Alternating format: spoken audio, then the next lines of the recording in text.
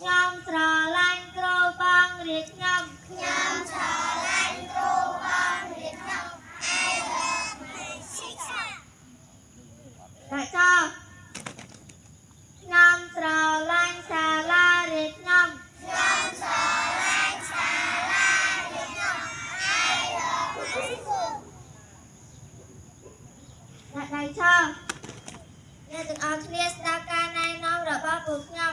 មួយហើយអ្វីបានជាយើងត្រូវតម្រង់ជួរមួយការតម្រង់ជួរគឺធ្វើឲ្យកុមារទម្លាប់ឆោតជាជួរបានល្អពេលមានស្មារតីប្រុងប្រយ័ត្ន3មានការទទួលខុសត្រូវក្នុងការចំណាំជួរបានល្អ4ចេះគោរពនិងគ្រប់គ្រងពេលវេលាបានទៀងទាត់5ចេះនៅភាពអត់ធ្មត់ចេះគោរពសិទ្ធិអ្នកដទៃ